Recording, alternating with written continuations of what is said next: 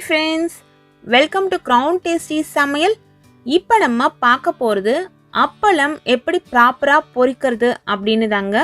சமையல் தெரிஞ்ச நிறைய பேருக்கு இதை கேட்ட உடனேயே சிரிப்பு கூட வரும். ஆனால் அப்படி இல்லை, நமக்கு தெரிஞ்ச விஷயம் நம்மளோட கையளவு தான். நமக்கு தெரியாத விஷயம் உலகளவு அப்படின்னு ஔவையார் சொல்லியிருக்காங்க. அதை நான் முழுமையாக நம்புவேன். அதனால எனக்கு தெரியாத விஷயங்கள் சிலர் சொல்லும் பொழுது அதை ஏற்றுப்பேன். ஆனால் சமீபத்தில் ஒரு ஃபங்க்ஷன் அட்டன் பண்ணியிருந்தேன். அந்த ஃபங்க்ஷனில் நல்ல சமைக்க தெரிஞ்சவங்க எல்லாருமே எல்லாம் இருந்தாங்க. அப்படியும் அவங்களுக்கு சில சின்ன சின்ன விஷயங்கள் தெரியல. நம்ம எப்படி நமக்கு தெரியாத விஷயங்கள் அவங்க சொல்லும் பொழுது காது கொடுத்து கேட்குறோமோ, அதுபோல் நம்ம சொல்லும் பொழுதும் அவங்க காது கொடுத்து கேட்கணும் அப்படின்ற எதிர்பார்ப்பு நமக்கு இருக்கும். ஆனால் அதில் சிலர் பார்த்திங்கன்னா நமக்கு தெரிஞ்சது தான் உலகம் அப்படின்ற அளவில் இருந்தாங்க. அவங்கக்கிட்ட ஆர்கியூ பண்ணி எந்த பிரயோஜனமே இல்லை. அதனால இந்த ஒரு சின்ன விஷயமா இருந்தாலும் அதை உங்ககிட்ட ஷேர் பண்ணணும் அப்படின்னு நான் நினச்சேன். அதனால தான் தெரியாத சிலருக்காக இந்த அப்பளம் பொரிக்கும் பொழுது என்னென்ன விஷயங்களை நம்ம கடைப்பிடிக்கணும் அப்படிங்கிறத இந்த வீடியோவில் தெரிஞ்சுக்க போகிறோம். முதல்ல அப்பளம் வாங்கும் பொழுது எப்படி செலக்ட் பண்ணணும் அப்படின்னு சொல்கிறேன் பாருங்கள். அப்பளம் நம்ம வாங்கும் பொழுது அது மங்கலான கலரில், அதாவது சிலது பழுப்பு நிறத்தில் மஞ்சள் கலரில் இருக்கும். அது போல் இருக்கிற அப்பளத்தை வாங்கவே கூடாது. நல்ல வெள்ளை கலரில் இருக்கக்கூடிய ஃப்ரெஷ்ஷான அப்பளமாக வாங்கணும். அப்படி வாங்குகிற அப்பளத்தை நீங்கள் டைரெக்டாக ரூம் டெம்பரேச்சர்லேயே வச்சுருந்தீங்கன்னா கொஞ்ச நாளில் அப்பளம் ஈரமாக இருந்ததுன்னா அதில் பூஞ்சை வந்துடும். அப்பளமும் கலர் மாறிடும், பொரிக்கும் பொழுதும் நல்லா இருக்காது. அதனால நீங்கள் அப்பளம் வாங்கிட்டு அதை தேவைக்கு யூஸ் பண்ணிவிட்டு ரெஃப்ரிஜிரேட்டரில் ஸ்டோர் பண்ணி வச்சுக்கோங்க. அதற்கு பிறகு சில அப்பளத்தில் அது ஒட்டாமல் இருக்கணும் அப்படிங்கிறதுக்காக அரிசி மாவு இல்லை உளுந்த மாவு மேலே நிறையவே தடவி வச்சுருப்பாங்க. அப்படி இருக்கிற அப்பளமாக இருந்ததுன்னா அதை ஒரு துணி வச்சு நல்லா தொடச்சிடுங்க. நீங்கள் அப்பளத்தை பொரிக்கிறதுக்கு முன்னாடி அப்பளத்தை ஒரு நல்ல காஞ்ச துணியில் நல்லா தொடச்சிட்டிங்கன்னா மேலே இருக்க அந்த மாவு எல்லாமே வந்துடும். அதுக்கு பிறகு நீங்கள் அப்பளம் பொரிச்சிங்கன்னா உங்களோட அப்பளம் நல்லா வெள்ளை கலரில் கரெக்டாக பொரிஞ்சு வரும், தீயவும் தீயாது. அடுத்த முக்கியமான விஷயம், அப்பளம் பொரிக்கிறதுக்கு நம்ம பயன்படுத்துகிற எண்ணெய். பொதுவாக நல்லெண்ணெயில் பொரிக்கிற பொருள் எதுவுமே செய்ய மாட்டாங்க.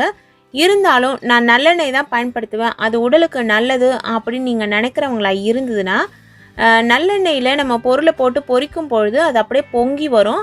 அப்படி எண்ணெய் பொங்காமல் இருக்கிறதுக்கு அதில் வாழைப்பழத்தோல் ஒரு சின்ன துண்டு கட் பண்ணி எடுத்து போட்டுட்டு அது பொரிஞ்ச பிறகு நீங்கள் மற்ற பொருட்களை பொரிக்கலாம்.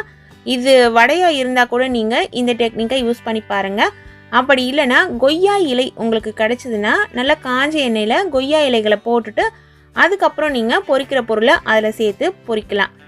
நல்லெண்ணெய் தவிர நீங்கள் தேங்காய் எண்ணெய் இல்லை கடலை எண்ணெய், சன்ஃப்ளவர் ஆயில், இது போல் வேறு எதில் வேணாலுமே பொரிச்சுக்கோங்க. அப்படி பொரிக்கும் பொழுதும் அது புது எண்ணெயாக இருந்துச்சுன்னா பொங்கிறதுக்கு சான்சஸ் இருக்குது. அதாவது செக்கு எண்ணெய் வாங்கும் பொழுது இந்த பிரச்சனையை சந்திக்க வேண்டி இருக்கும். நீங்கள் ஃபில்டர்டு ஆயில் வாங்கும் பொழுது எந்த எண்ணெயுமே பொங்காது. செக்கில் வாங்குகிற ஃப்ரெஷ்ஷான எண்ணெயாக இருந்ததுன்னா அது பொங்கும். அப்படி அந்த எண்ணெய் பொங்குற மாதிரி இருந்ததுன்னா இந்த டிப்ஸை நீங்கள் அதுக்கு யூஸ் பண்ணிக்கோங்க. இப்போ எப்படி பொரிக்கிறதுன்னு பார்க்கலாம். பொதுவாக பொரிக்கிறதுக்கு கடாய் தான் நம்ம பயன்படுத்துவோம். கடாயில் நான் கடலெண்ணெய் தான் சேர்த்துருக்கேன். எண்ணெய் நல்லா காஞ்சிருக்கான் அப்படின்னு செக் பண்ணுறதுக்காக ஒரு சின்ன துண்டு அப்பளம் எடுத்து அதில் போடும்பொழுது உடனே அது மேல் எழும்பி வரும். இது போல் நீங்கள் ஃபஸ்ட்டு செக் பண்ணிக்கோங்க. அதுக்கப்புறம் நீங்கள் வச்சுருக்க அப்பளத்தை இதில் சேர்த்துருங்க.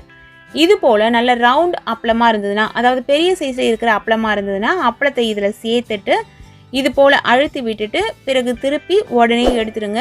எண்ணெய் ஓரளவு நல்லா காஞ்ச பிறகு தீயை மிதமாக வச்சுட்டு அப்பளம் பொரிச்சிங்கன்னா இது போல் அப்பளம் உங்களுக்கு தீயாமல் பொரிஞ்சு வரும். சப்போஸ் தீ அதிகமாக இருந்தது அப்படின்னா அப்பளம் போட்ட உடனே உங்களுக்கு கருகி போயிடும். இதை அவாய்ட் பண்ணுறதுக்காக உங்களோட அந்த ஸ்டவ்வில் தீ எவ்வளோ இருக்குது, எண்ணெய் எவ்வளோ காஞ்சிருக்கு அப்படிங்கிறத பார்த்துக்கோங்க. ரொம்பவே எண்ணெய் காஞ்சிச்சுன்னா தீயை ஃபுல்லாகவே குறைச்சி வச்சுட்டு கூட நீங்கள் அப்பளம் பொரிச்சிக்கலாம். அதே போல் ஒவ்வொரு அப்பளம் ஒவ்வொரு மாதிரி இருக்கும். சில அப்பளம் நல்லா திக்காக இருக்கும், சில அப்பளம் மெல்லிஸாக இருக்கும். அதுக்கு ஏற்ற மாதிரி அப்பளம் அந்த பொரிஞ்சு வர டைம் சீக்கிரமாக வந்துடும். அதனால அப்பளத்தோட அந்த திக்னஸ்க்கு ஏற்ற மாதிரி சூடை நீங்கள் கூடுதலாகவோ இல்லை குறைவாகவோ மாற்றி வச்சுக்கிட்டு இது போல் பெரிய அப்பளத்தை அழுத்தி விட்டு உடனே திருப்பிட்டு எடுத்திங்கன்னா அப்பளம் இது போல் ஒரு கரெக்டான கலரில் எல்லா பக்கமும் நல்லா பொரிஞ்சு வரும். பொதுவாக வீட்டில் நம்ம அப்பளம் வாங்குகிறோம் அப்படின்னா ஒரு மீடியம் சைஸில் வாங்கிக்கோங்க. அப்போ தான் குறைவான எண்ணெய் ஊற்றி நம்ம பொரிக்கிறதுக்கு வசதியாக இருக்கும். ரொம்ப பெரிய சைஸில் இருக்கிற அப்பளம் நீங்கள் வாங்கிட்டீங்க அப்படின்னா அது பொரிக்கிறதுக்கு நிறைய எண்ணெய் ஊற்றி நம்ம அதை காய வச்சு பொரிக்க வேண்டியிருக்கும். அதுக்கப்புறம் அந்த எண்ணெயை ஸ்டோர் பண்ணி வச்சு வேறு ஏதாவது சமையலுக்கு பயன்படுத்தலாம் அப்படின்னு நினைப்போம். பொரிச்ச எண்ணெயை அடிக்கடி பொரிக்கிறதுக்கு பயன்படுத்தக்கூடாது. அதனால சின்ன சைஸில் இருக்கிற அப்பளம் வாங்கி யூஸ் பண்ணிக்கோங்க. தேவையான அளவு எண்ணெய் ஊற்றி அந்த எண்ணெய் காஞ்ச உடனே பொரிச்சு எடுத்துக்கோங்க. இது பொதுவாக அப்பளம் பொரிக்கும் பொழுது நம்ம கவனிக்க வேண்டிய சில விஷயங்கள் தான் நான் இதில் சொல்லியிருக்கேன். இது இல்லாமல் உங்களுக்கு சில விஷயங்கள்லாம் தெரிஞ்சிருந்ததுன்னா அதை கமெண்ட் செக்ஷனில் சொல்லுங்கள். இது போல் விதவிதமான சுவையான ரெசிபிஸ் தெரிஞ்சுக்கணுன்னு நீங்கள் விருப்பப்பட்டால் நம்ம சேனலை தொடர்ந்து பாருங்கள். சுவையாக சமைச்சு சாப்பிட்டுட்டு ஹாப்பியாக இருங்க. Thank you friends.